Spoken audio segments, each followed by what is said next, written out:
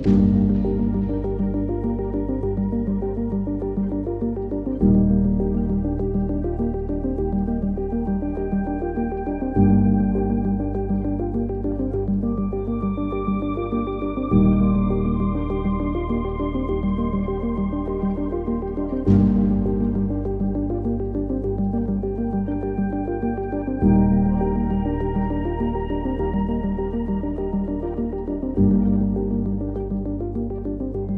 पहले जो 3 दवाइयों की जांच रिपोर्ट आई थी उसमें इस प्रकार के कोई भी टॉक्सिक सब्सटेंस नहीं पाए गए थे। लेकिन जो जांच उस समय हमने बोला था कि शाम तक में जांच की रिपोर्ट तमिलनाडु फैक्ट्री से जो सिरप आया है उसकी रात तक में आएगी। तो देर रात में जब उसमें आई तो उसमें मौत के कारण का पता चला कि इसमें 48.6% डाईएथेनाइल जो कि बहुत ही प्रतिबंधित रसायन होता है वो उसमें पाया गया।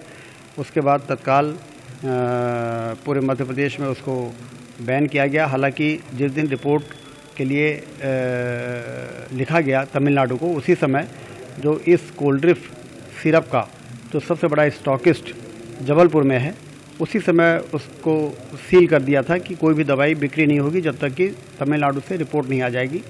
और जैसे ही रिपोर्ट आई तो पूरे मध्य प्रदेश में उसको बैन किया गया है। ड्रग महकमे को पूरी तरह से सक्रिय कर दिया गया है कि कहीं भी इस प्रकार की दवाई कोई भी मेडिकल शॉप से वितरित न होने पाए। जिस डॉक्टर ने प्रिस्क्रिप्शन लिखा था उसके खिलाफ FIR होके उनकी गिरफ्तारी हो गई है और उस फैक्ट्री के खिलाफ भी FIR हो गई है। और सेंट्रल ड्रग कंट्रोल ऑर्गेनाइजेशन जो होता है CDSCO, उसने भी गंभीरता से संज्ञान लेते हुए और कौन सी कानूनी कार्रवाई उस तमिलनाडु की फैक्ट्री के खिलाफ हो सकती है वो कार्रवाई आगे बढ़ रही है। कुल मिला के बहुत ही दुखद घटना हुई है। मासूम बच्चे इस प्रकार की लापरवाही के कारण मौत के शिकार हुए हैं।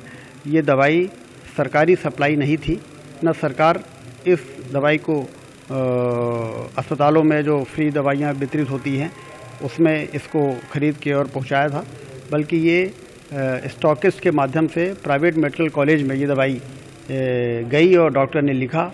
तो जिसने दवाई सप्लाई की उसको और डॉक्टर के खिलाफ FIR होके और उनकी गिरफ्तारी और आगे की सारी कार्रवाइयाँ की जा रही हैं।